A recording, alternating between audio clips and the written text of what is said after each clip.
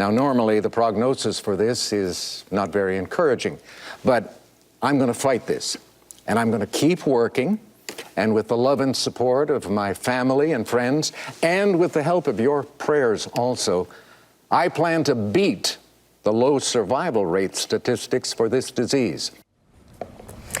That was Alex Trebek announcing back in March that he had been diagnosed with advanced pancreatic cancer. And since then, the Jeopardy host says his doctors say he is in near remission of advanced pancreatic cancer, and his response to the treatment is kind of mind-boggling. That timely update will certainly be celebrated tomorrow on National Pancreatic Cancer Advocacy Day. And joining us now, member of the Senate Foreign Relations and Judiciary Committees, Democratic Senator Chris Coons of Delaware. Senator, we'll get to the big foreign policy issues of the day in just a moment, but you wanted to talk about this disease. Your father suffered. My friend Tia died of pancreatic cancer, and her daughter's actually with us this week and coming here today to work. And it is so difficult to beat the odds. Talk about the challenges of raising money and awareness for pancreatic cancer research. Well, Mika, thank you for this chance to be on with you about this. My father passed 2 years ago from pancreatic cancer. We also lost my uncle years before, and my pastor, Jeff Crabiel, also 2 years ago. My uncle and pastor had less than a month from when they were diagnosed to when they passed. And that's one of the real challenges, partly why the survival rate is so low, just 9% in 5 years. It's the third leading cause of cancer death in America, because the signs are often detected so late that folks have stage 4 cancer, and it's very hard to intervene. My friend Harry Reid, who was a long-serving Senate leader, also seems to be doing quite well with pancreatic cancer, like Alex Trebek, thank God. But tomorrow I'll be meeting with advocates from Delaware who've either lost loved ones or who are living with pancreatic cancer.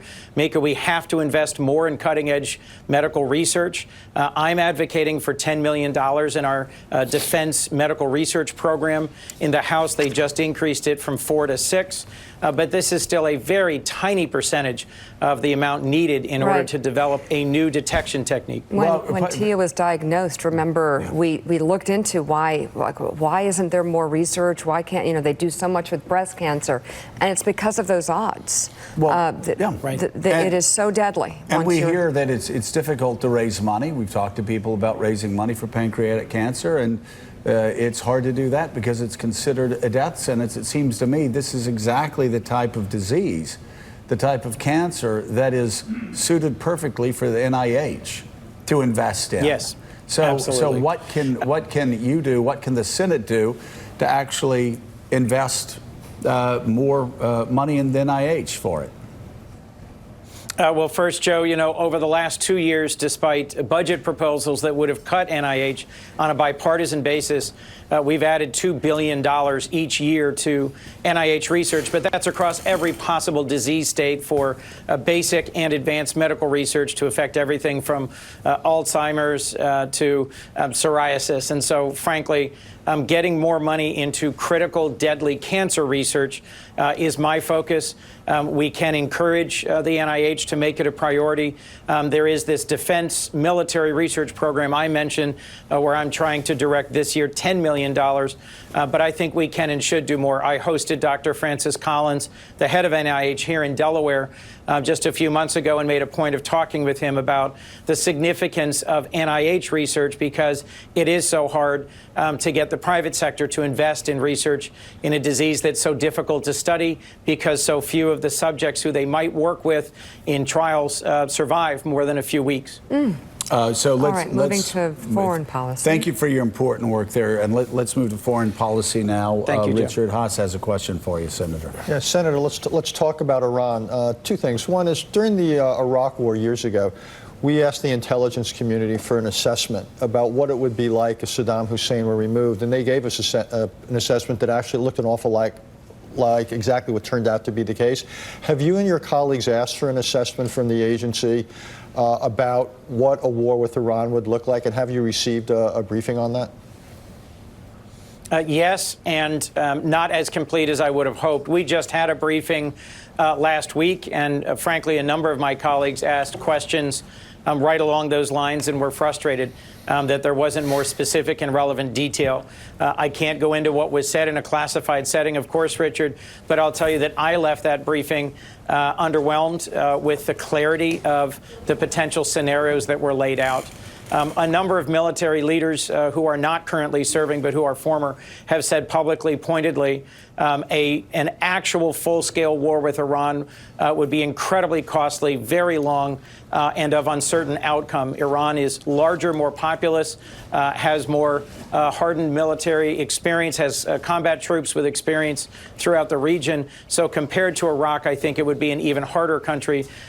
If all we do is a small exchange of missiles, of jet strikes, and it remains contained, I can see how some would imagine that it would be less disastrous. The challenge is the possibility for escalation. And in the briefing and in discussions afterwards with colleagues, that's what I've been focusing on, is we don't have a lot of running room for error here, Richard. Absolutely. We have other challenges in the world, North Korea, China, Russia, and we need to maintain some of the strategic flexibility and resources to tackle other challenges in the world in addition to Iran. Well, speaking about one of those other challenges, you mentioned China. There's a front page story in the Wall Street Journal essentially looking into the possibility that 5G in this country would be done totally apart from Saudi Arabia. None of the suppliers from China. None of the suppliers would be able to be based in China.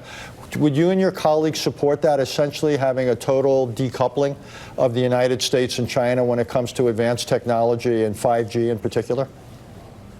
Well, Richard, the Huawei and 5G episode here should be a wake-up call for us. This is our Sputnik moment in terms of grasping the ways in which China is a peer competitor in technology. And I do think we need to do as much as we possibly can to ensure that our 5G system in the United States and with our core allies is built out in a way that doesn't put our digital security and our national security at risk. Unlike the Soviet Union, which had an almost completely separate technological system than the United States, the U.S. and China are fairly closely integrated right now in terms of supply chains, economics, and research. It would be difficult to accomplish, but I think it is well worth our looking hard at an all-of-government and all-of-society effort by the West in partnership with companies like Samsung and Nokia to make sure that what gets deployed in the United States is secure and scalable and available on an affordable basis to our key allies. I do support moving in that direction. Thank you. Senator Chris Coons, thank you very much for being on the show this morning. Best of luck. Thank you, Mika. Coming up, former Vice President Joe Biden has come under attack for his role in the 1994 crime bill, but so